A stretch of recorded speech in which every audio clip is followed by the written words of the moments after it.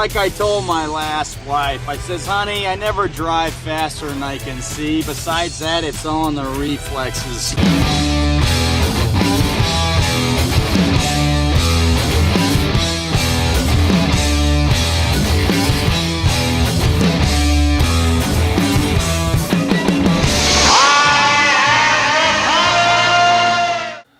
Okay, and we're back with another episode of Podmasters after 2-year hiatus.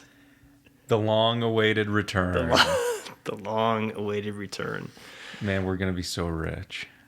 Yeah, that's why I'm doing it. So that's what he says for the money. So yeah, we do. I do have a question to get us going. Mm-hmm. First, would you say that you have a haircut? Do I have a haircut? Mm-hmm. No, I don't. Like as a specific. Mm-hmm. I know. Yeah, I'm the one who wanted to do this. Now I gotta fucking deal with this shit. What would? You're saying like, do I have a specific type of haircut Yeah. that I go in and ask for? No. Well, no. I like what it is now. Do you like what would you say you do with your hair? If someone was like, if you were talking to a girl on the phone and she's like, what kind of hair do you have? Like, how's your hair done? How would you describe that? I don't know. I just wanted what I have now. I don't know. It's combed to the side a little bit. Just that's pretty much it. What do you do with the sides there? Well, I have a weird part in the front of my head. So the front of my head's kind of like got a upside part. So there's a part on like the left side here, up there, and it's like that's just kind of it's just a weird. I have a weird head for hair. No, you don't. Yes, I do. No, you don't. No, that's not so. Yes, it is. What do you say? But what about so like when the sides get long? Like they are now. It seems like you cut your hair and then it grew out. Yeah. Maybe a little bit. And so now the sides are long. Yeah. And so what do you do with the sides? The sides are long now? Yeah. So like hang on. How many directions is your hair going? Right now.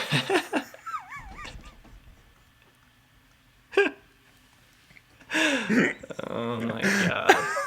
Hang on, it's easier for It's me going- to say because I can see it. You would need a mirror, but Yeah. it's going at least 3 different directions. The sides are just going to the back, to the side, kind of. That's cool. Well, I was trying to grow it out or try to get it a little. I don't know what I'm doing with it yet, so I don't know. Nobody knows really. No. Yeah, no. I just wanted to know. No one definitely knows. I just wanted to know if you knew, and you don't know. No, I don't have a specific thing. I mean, so what? All hair is supposed to go one way? It helps. It's like, when you see girls, a lot of times if they have like bad girl haircut is when they have 2 different textures. Yeah. So like sometimes the long part is like frizzy or curled, and then they straighten the bangs. Yeah. Or vice versa or whatever. 2 different textures, not good look. Too many different directions in hair, obviously not good. Look at me. I got one direction. Yeah. And I'm awesome.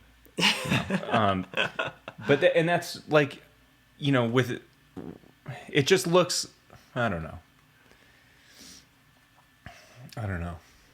Well, I don't know what to. I had it cut, so I had it cut, and then what happened was I go to these shitty places now that are like cheap. So I had it cut, then I went and got it cut at another place that I never went to, and the person did a horrible job. Like it was like not only going different directions, but it was like just different lengths. Like the top was a different length, the back was a different length. So then I went a few days ago to go get it cut and just evened out.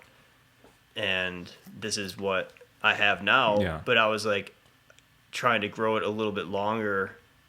I just wanted to get it even. I didn't know what to do exactly. Yeah. If you're going to do I would say if you want the side part, I have to cut the side shorter. you have to cut the side shorter. Yeah, I know.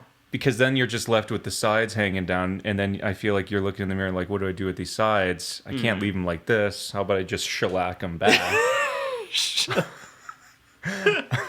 To get this, to make it look like it's short. But it's not fooling anyone. It's not fooling. Yeah, I know.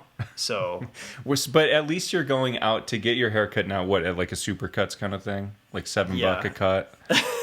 They're more than tip. that. They're up to like $20 a haircut now, like $19.99 or $17.99. Damn. But I had a coupon Inflation. for cost cutters. I think that's what it was. They were out here in Reno, and I guess they had a very bad management, very bad reputation, and new owners came in and they basically bought them up, and now it's like a whole new thing. And I had a coupon for a $10 haircut. How old are you?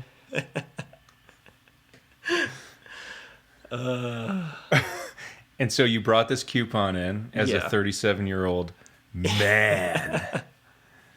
You're a full-grown man with a beard and a coupon. Yeah. Nice. That's a cool thing, Well, isn't it? yeah. No. And so did you cut it out of the newspaper, like with scissors and everything? And yeah, I cut it out. did you with have it scissors in your wallet? Is in Was my it wallet folded there. at all, maybe? No, it was just It was small enough to where you could just put it so there. you have this little piece of paper, nice and cut out, and you hand it to them and say, "I have a coupon." Yeah. And they go, "Oh, great."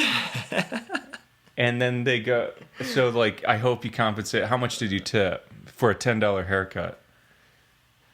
I gave him $5. Nice. How long did it take for the haircut? Like 20 minutes, if that. I mean, they're Damn. very short. I mean, they're not. Is that long or short for you? How long was it? 10 minutes? Like 20 minutes, maybe. 20 minutes. Tops. That seems long, and that seems very. It could have seems been like a very shitty tip too for $20 for a $10 for haircut. $5. Oh yeah. I mean, I gave more than that when I was like in high school. How much tip are you supposed to give? In high school I would give It's 10. 50% if out of 10. I know, but it's The haircut. the haircut. It's like give the woman a little something. I know that the business is not charging a lot, especially when you have a coupon for $10. But Yeah. it's 20 minutes worth of work. Like, it goes a long way for them, you know? Like, how much does a fucking waitress do? You tip her, maybe, you tip her more than $5 typically. A waitress? I mean, I don't know. I think it was probably 15 minutes. Maybe it's probably more 15. I mean, she was talking to people, answering phones, doing stuff like that. In the meantime, it wasn't, I don't know. I think, when I was going to that barber shop that was paying $50 a haircut or whatever it was, I was giving him like $10. It's like, how much money? I don't have all this money. People don't live the same way that you live. There's poor people. I think it's more some people like give how a buck. I live, and then No, that's a buck. some people would give like Yes, a buck. and those people need to be killed. They need to be snuffed out of society. Yeah, well, that's how They're it what you call goes. the problem. Yeah, They don't. They're the leechers off of everyone else. They're not making money. They're taking money. I don't think a $5, tip on a $10 hair, even a $20 haircut is a bad deal. So like, if you went to a restaurant, you had like a 50% off coupon, and it was. Well, you typically tip on the whole thing. You don't tip on the thing. So say it's 20. Say the haircut costs $20. It's still $5 tip. Yeah. 20 is still pretty good. That's a quarter. It's 25%. Damn. And you're getting fucking chicken for $1.99 a pound somehow. Finding it, and it's not in the dumpster. I don't know how you're finding that. When you have to live a certain way, there's the book. There's the book you need to write, dude. How to live. I know. I thought about it. Because that's information you have that other people need. I mean, that could be a YouTube page. That could be a book. That's a skill that you have. Yeah. That a lot of people don't, and probably a lot of people need, especially like, like you could do like if you want to be an artist, and still be able to live. Yeah. Yeah, it's not like I recommend it. I don't know. I still think I don't know. The whole haircut thing, I think if you did a survey, I think people would say a $5 tip on a $20 haircut's pretty decent. Like I said, it's 25%. I don't think so, but How much would you give then? 10? yeah. So you get 50%. I don't care about the percentage. Like even if it was a $5 haircut, I wouldn't give $2. You know, like if it was a $5 haircut, I might give more of a tip, just because the service. Like at the end of the day, if it was a $5 cut, I could give a $20 tip, and I like knowing that's going to her and not the company as much. Yeah. And at the end of the day, I still got out of there with the $25 haircut. Big deal. But I don't get haircuts, so I can't really fucking talk on that. Yeah. And it's a step up from cutting your own hair, which you've been doing for the longest time. So, I mean, you're living large with the $10 coupon haircut. This is going to be the... This is what I want to do. This is the... I'm now like, why did I even sign up for this shit? I came here to talk about other stuff, and now it's like, oh, here, if you're going to make me do this, I'm just going to make fun of you. And talk about your hair, how you cut your hair, how much tip you give, how you're not giving enough tip. This is what I find is interesting. I can't help that. That's like really what just makes me perk up and get interested and feel alive. Yeah, I get it. I mean, that's what I live for. Yeah, I don't know. I just whatever. That's, like you did podcasts with like weird people. Brought weird people in here, questionable people because you thought they were interesting and weird and like, oh, they could have some interesting conversation. That's how I feel. Yeah. Well, there you go.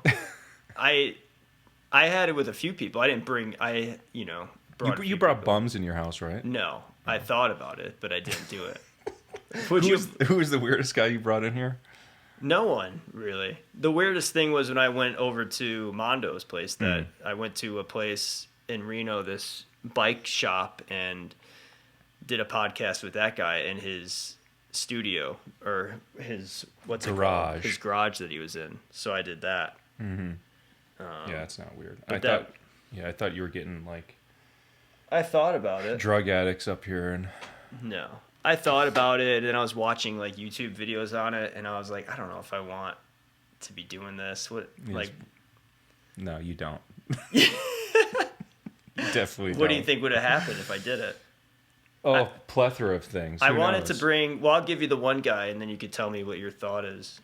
The one guy who's outside, he's not here anymore, but he would have that boombox and play that. Like you were going to bring him into your home? Possibly. For the ratings. Oh, man. For the ratings. As if you're going to put a video out there, it goes, guy outside my apartment with boombox, and everyone's just going to click on it. Oh, it's going to go viral. So what do you... It's worth risking my life. I know. Well, that's probably a stupid way of thinking, obviously. Anything to be famous, people. Yeah. It's not a way that... We all want to be Logan Paul. Who's Logan Paul? Oh my God. You don't even know. He wants to be a YouTuber, and I don't want to be a Paul.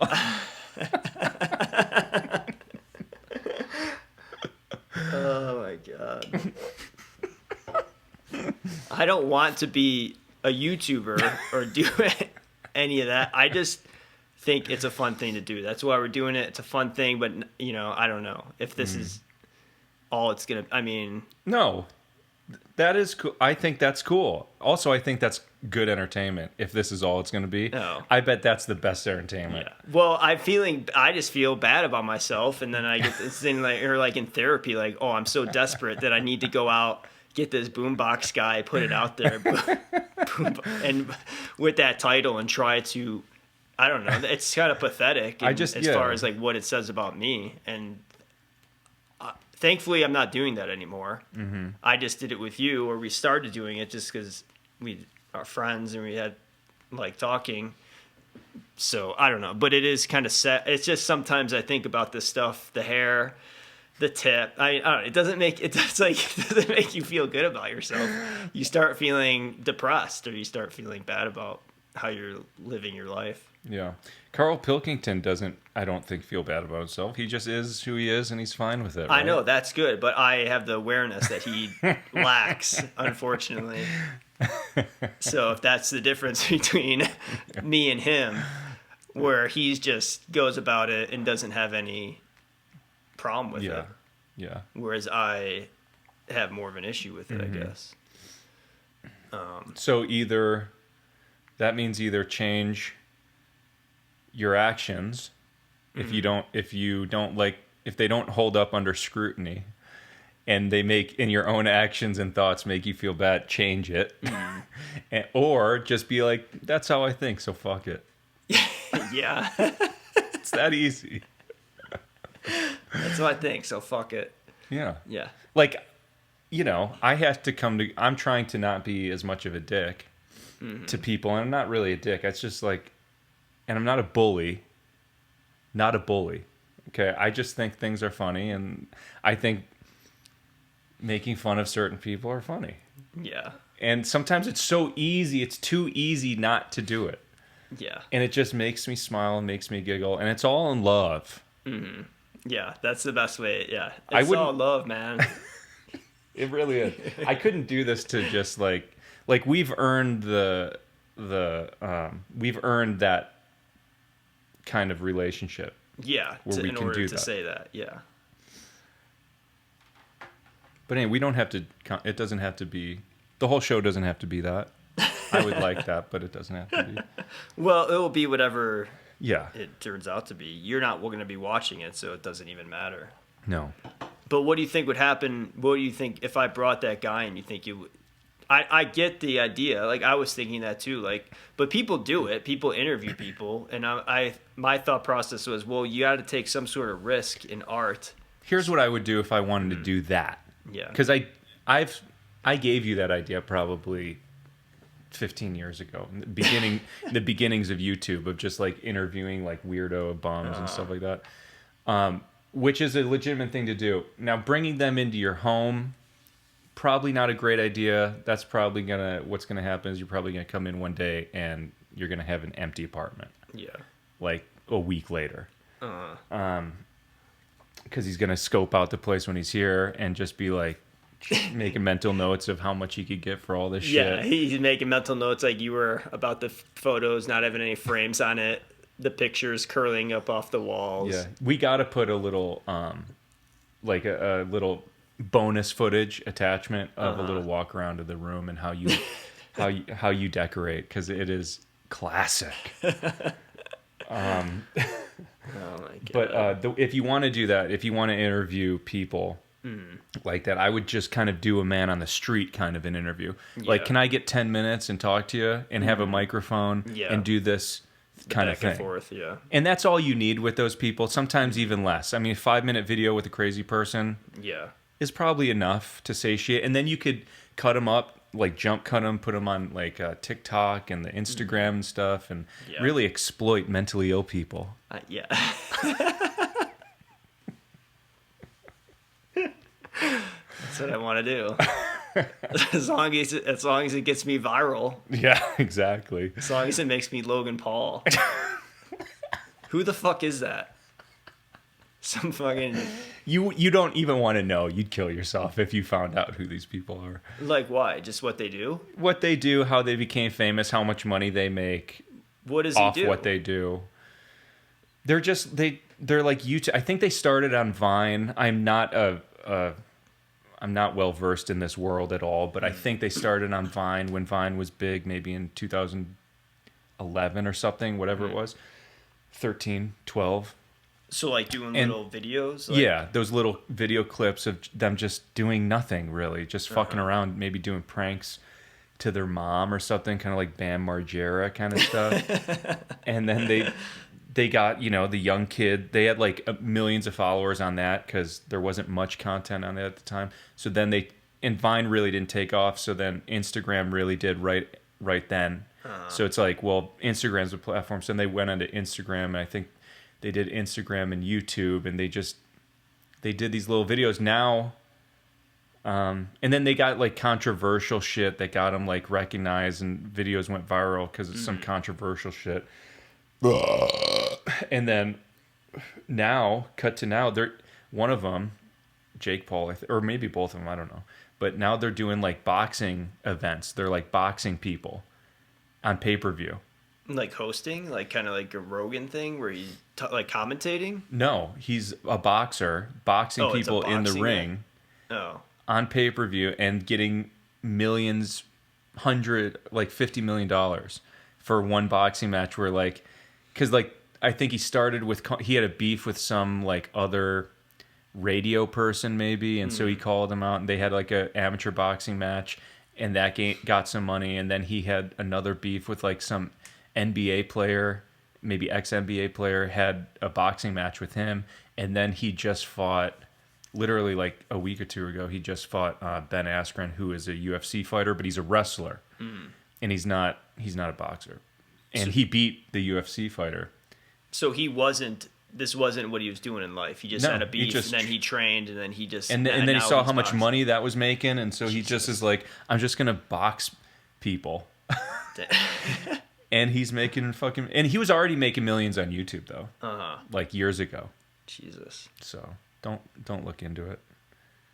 Why? And you could like never create that. That kind of shit is like, complete luck. But you have to do it to have the luck. Well, that's the thing. That's the whole thing with this thing in general. Yeah. Just do it and see what happens. And I mean, yeah, if that's what he did and he just followed that along and found out that the boxing led to money, and if he somewhat liked it and got into it, then it seems like a natural progression, and that's what you should do with everything, right? Yeah.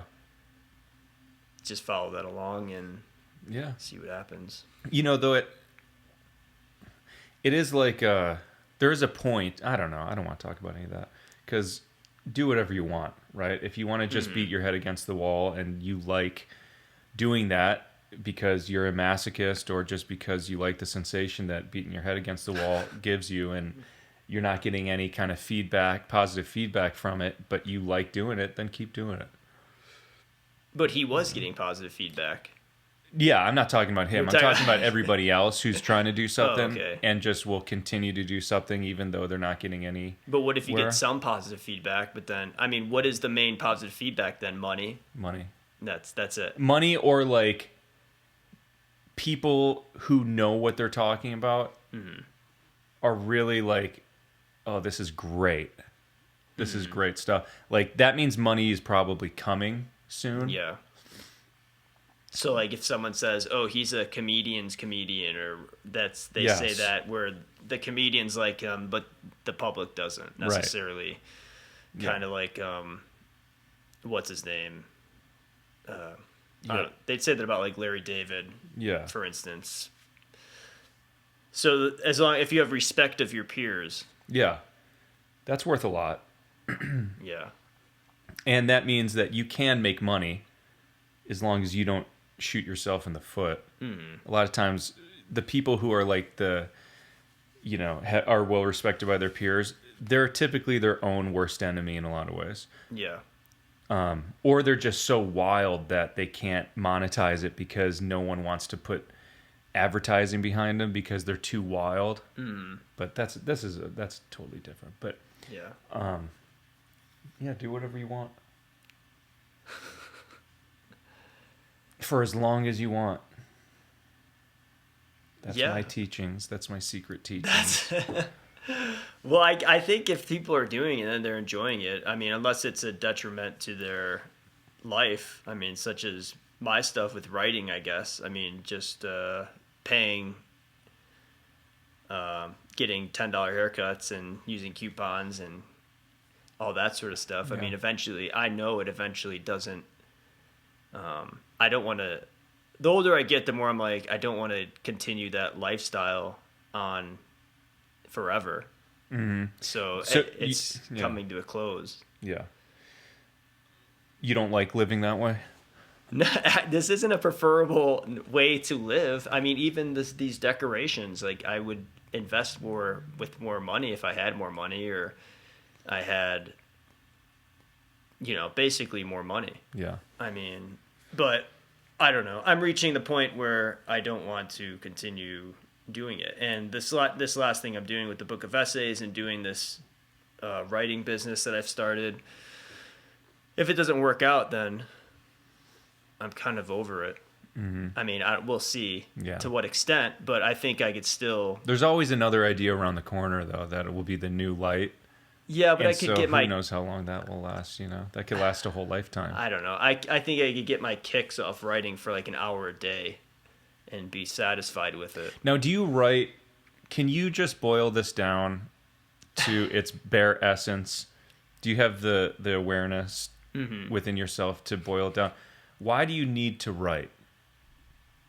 I just do it as now it's more, I just like the art form, for one. I think that knowledge is power. No.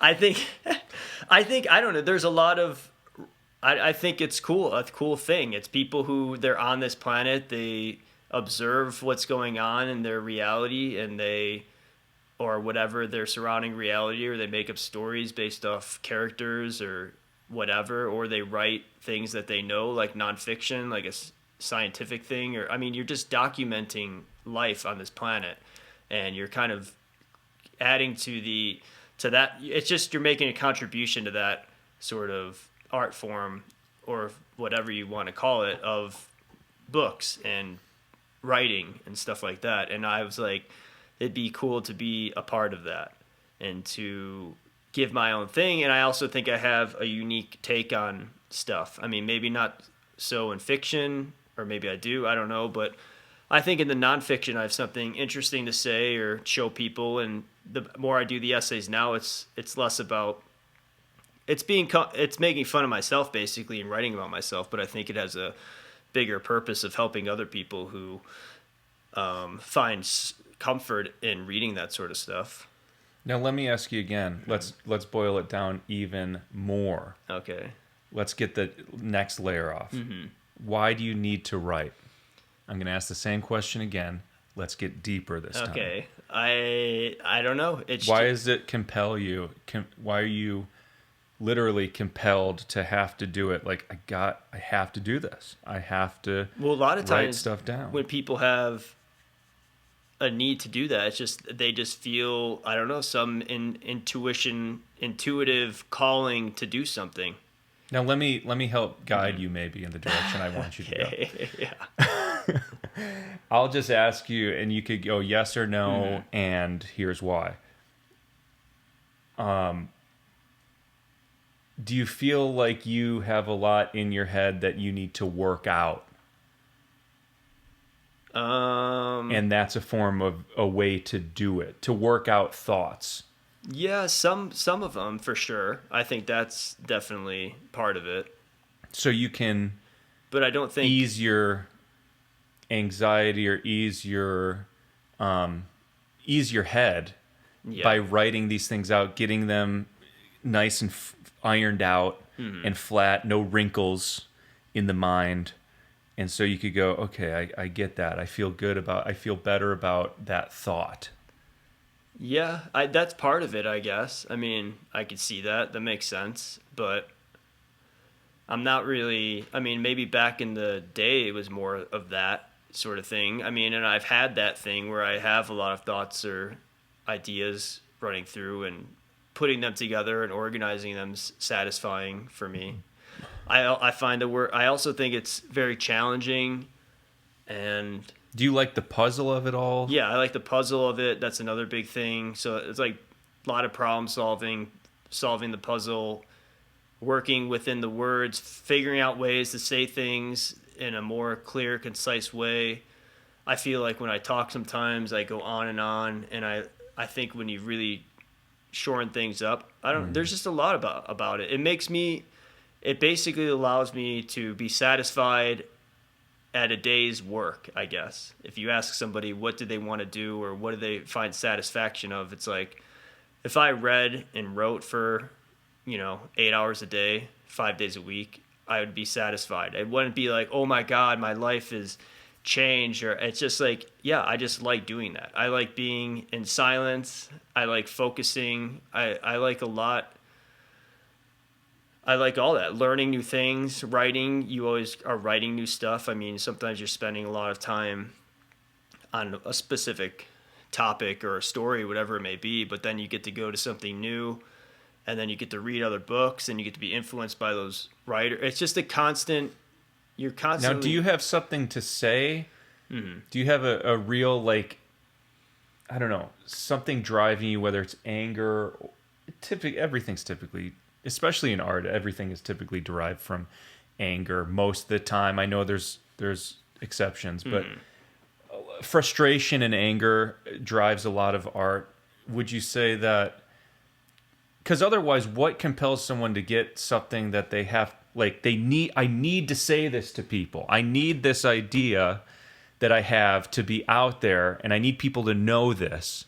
Because that's a compulsion that I don't share. Yeah. I don't feel that need to even have. Well, you put in a lot of work to get a point across. So that would say you're pretty compelled to get your thought out to the world. Otherwise, but I'm not teaching them anything. I'm just entertaining. You don't have to teach, but telling people how you feel. There has to be some kind of like. I don't therapeutic... tell. It's not telling people how to. Like, it goes beyond that. I mean, a lot of this stuff's like beginner writers think this way, and they think about, I got to get my feelings out, or. But every book, even that. if it's fiction, has a point of view and has an ultimate point that they're trying to make. Sometimes fiction's just reaching for like a deeper truth or trying to show you something that's right. But that's all saying something, even if it's a deeper truth. That's like, I don't know. Can't you just appreciate the art form? Be like a writer could just be like, I just want to create a piece of art that tells a story of blah blah blah, and I want to tell it this way and use this sort of technique to get there. And I don't know. Yeah, but don't they all have a point of view that they're coming from? How are you a person? An individual person with thoughts and not put any of your point of view onto it's just your showing art. what is kind of it's like but even if it's what is that's your perspective. Everyone has a different perspective. You can't not have put your own perspective on your characters and your story. It's everything's filtered through your own brain, your unique brain. So therefore you're having nothing's just is. That is how it is to you. Well, I guess it. Yeah. Well, I guess then you must feel that I don't know, you could be successful at it or have something different to say besides what everyone else has already done, maybe. Well, yeah. I'm just saying what compels the writer to do such hard work. I cannot think of any other reason than they need to work out ideas in their head and thoughts in their head, and by writing them down, whether it's fiction or not, that's them ironing out their own ideas so they can kind of ease their frustration levels with when it comes to that topic. And those topics come in even if you're writing something that you don't think is anything to do with what you're your frustrations will come into the characters, I think, all the time. Yeah. And what you think is wrong with the world or whatever. Yeah, I think that's true. I mean, and I think I've done that before, but I don't know. I don't have, that's a whole another discussion with, like, I don't know, probably going to grad school, psychedelic stuff, a lot of those sort of, it changes your whole mindset. I don't really I'm not like getting angry at the world anymore like I was maybe in my 20s. I'd be like, oh, people shouldn't treat customers, or customers shouldn't treat employees like this. I'm going to write a whole book about it and kind of talk about how this is bullshit or what. It's like, I'm not trying to do that anymore. It's like I was in the past, but now it's, I don't know, there's other things to it that I find interesting. Yeah. I mean, it's hard to explain it. Now you're writing about your past self and how you look back on your past self, basically. Yeah, I am now. That's what I'm doing now. But then there's other things I want to do that are more research based. But isn't that also like, isn't that also kind of you working out things? It probably is. I mean, yeah, how is that not just therapy? It is kind of, yeah. And it's just, here's what writing is a lot of times. It should just be called creative therapy. Yeah.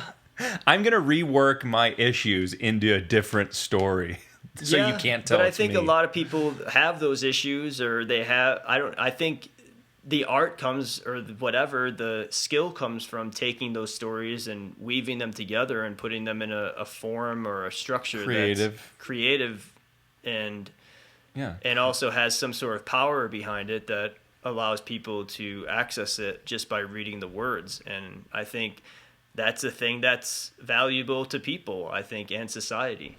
Now, what is the value? Because I don't get this, and I really hope you could explain it to me in a way that makes sense to me. Because I'm sure there is a way. Uh-huh. But explain to me why, and you better do a good job and convince me. Why is fiction writing, fictional stories, worth a shit? Worth the time? I mean, people could say nonfiction is just as false as fiction, that there's no truth at all in life. Sure. And so I think that's one thing. And then, I mean, I think it's just preference. Some people want to believe what they're told in nonfiction is all true and all reality, but I don't know. It's a form of escape. It's a form of, as well as it allows you to maybe see things in your own life, or you get to live different lives within the characters, or see different perspectives, or. But that's all happening in real life anyway. Yeah, I think fiction's more just, again, more of the construction of it, and it's more of seen as like it's more of like looking at a piece of art and kind of seeing all the different layers to it. I mean, I guess the style, like how it was all weaved together, how everything was kind of put together and placed. And I mean, you could read the same story sometimes multiple times and come away with different things that you notice and about the characters or something within the plot or whatever it may be. So, but all that stuff exists already. In nonfiction? Yeah, I guess it could be like to play, on the side of your argument, trying to defend it. I guess the ultimate point I'm making is in a metaphor would be like, if I'm saying like, why is there any art when nature already makes art? Yeah. And so why do we need to do anything? Why do we need to contribute anything? It already exists. Nature makes the best art. So fuck it. Just by the mountains and the sky and the stars and all that. Yeah. The universe itself is a big, piece of art, you could say. But humans could also capture that and put it into a story and have. How about this though? And this is true. This is true. They could never make it as beautiful or as perfect as nature. They're always trying, but nature's always better. That's the goal of all art then, probably, in a way. But it's futile. You can't do it. So why do any art? That's what I'm saying. It already exists. Fuck it. I still think there are things you could look at, things that you could read that are created by. I mean, you're talking about making these sculptures and stuff like that. Then what's the point? Fuck it. Exactly. But I was going to say the only point in art that I think is worth a damn and that fucking gets me excited about doing something is not to show necessarily, not for other people, not for other humans, but I want to make art that speaks back to the universe, speaks back to nature in its own language. So it's not as much about communicating to humans as it is to communicating back to Mother Nature. That would be your kind of point of view as the artist of what you're trying to do. Yeah. And if you're trying to do that, then that's cool and that's awesome. And I mean, but other people create it for other humans. I mean, but they make a worse version. It's not necessarily. I don't know. People have a hard time living in this life. There's stories going on. I mean, how many? There's billions of people on the planet. Mm-hmm. There's stories going on. There's every second there's a fucking infinite number of stories going on that are captured, that you experience firsthand. You know, why do you need to make one? All the stories have already been lived and told. I don't know. I guess you'd have to just... there's some sort of compulsion in humans to do it, though, because it's obviously been around since the beginning of time. I mean, people have been creating art. They've been doing cave drawings, and, I mean, they've been putting on theater and playing, you know, people... But the ancient stories and myths is what we're talking about, really. Their point was to teach people very important things about being human. Yeah, well, that's what so I guess, I don't know, I try to do that in my stuff now, I mean, but I think so maybe that's it. We could argue that is the point of fiction writing. Well, I'm writing nonfiction now, but I mean, it could be, yes, that's probably what it all is in all things. So it's to make you feel more human. Yeah, and to teach people important things about, I guess it's the human experience thing, and make you learn something about humans. But again, I just think, why do you need to make something when it's all there? But I think it also it puts it into a collective consciousness. I think it's more, I think the best stuff is the most universal. I mean, stuff that a lot of people gravitate towards, it becomes I don't know, it brings people together over whatever it may be and allows them to connect with that specific thing. Yeah. And that's what most of this stuff's about, connecting. To write something like that, you need to teach people something about the human experience, and to basically write a myth. You know, you need to be a wise man. I know, wise person. I know. Well, I know. You have to be a wise person, and you not only have to be wise, you have to know how to fucking write. And I mean, with anything, it takes a long time, especially someone like me who, you know, I don't think I was naturally talented at it. The way I started and the way it is now has changed completely. But that's the goal now. So interesting.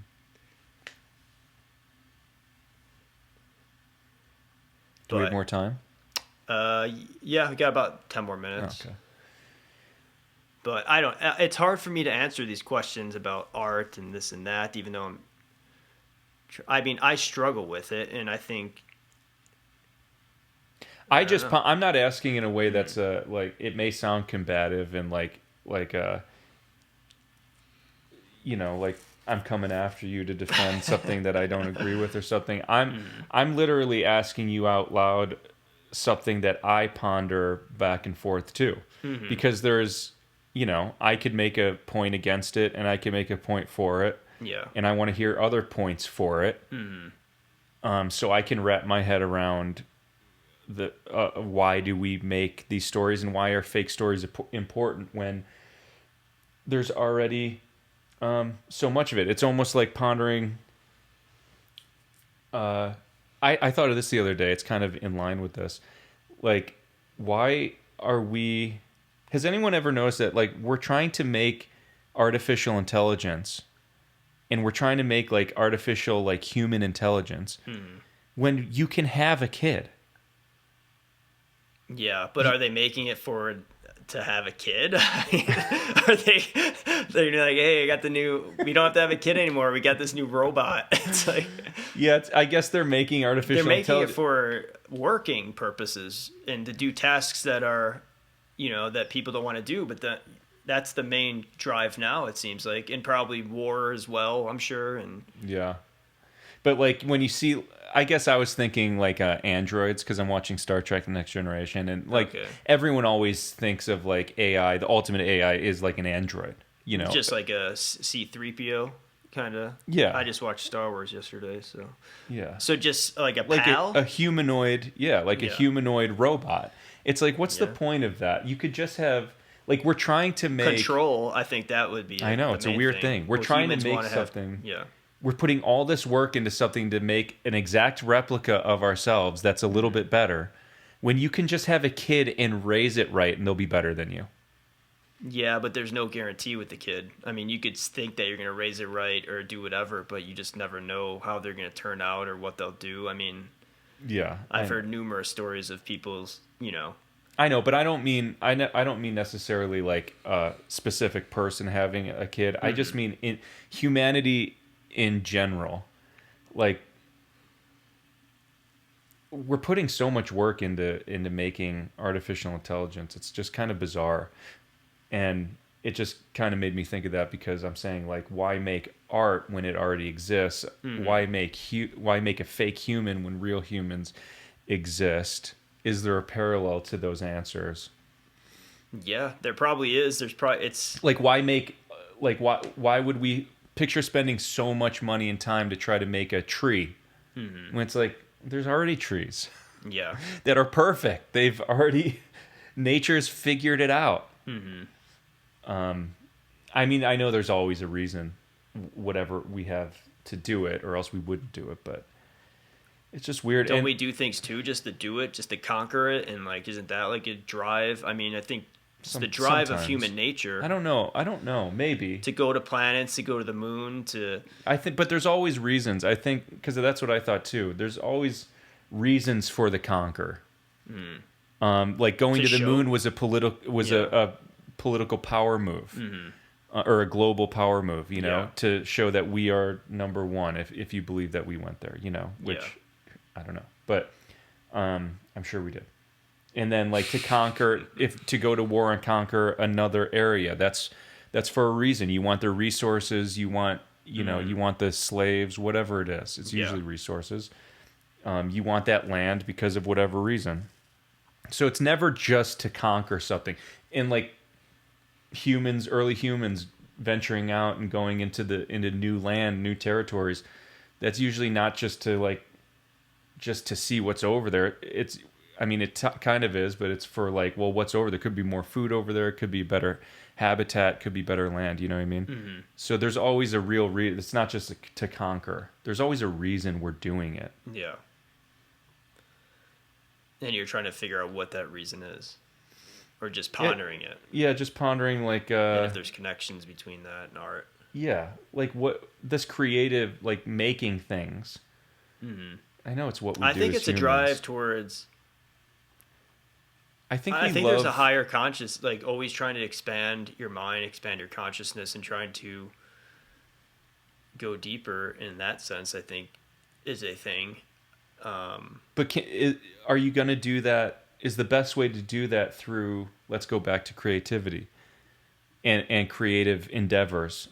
Is that the best way to expand your mind? Maybe I think it's one of the ways. I think there's a lot of ways, though. Science could expand your mind.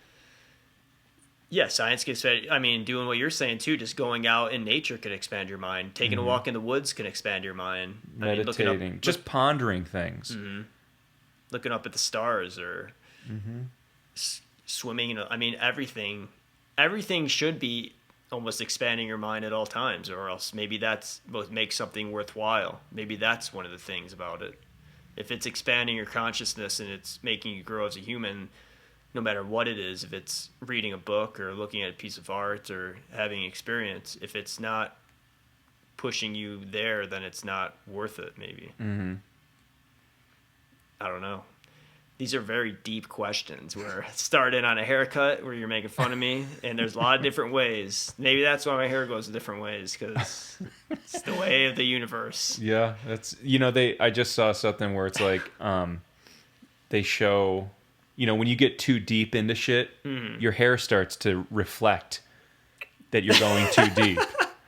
Like they show, like, that's true. Like quantum physicists, sometimes they'll show them when they're younger. They're like, like when they're in college, they're just like a normal looking, clean cut person, and then it's like, 20 years into quantum physics, their hair is like out to here. Maybe that is what's going on. Yeah, maybe. Too much time alone in here, pondering things over and over, and getting real deep. Yeah, but I don't know. I like that though. Yeah. So I'm happy we did this, and I think that's a good way of ending it. So thank you all for tuning in. We got 7 subscribers. Share us with your friends. We're gonna be going for at least 3 months, and then we'll reassess. It'll be dependent on. Yeah. So make sure you get real attached to us. Yeah. Because we might be gone in 3 months. Yeah. Well, we'll see what happens. Goodbye. Goodbye.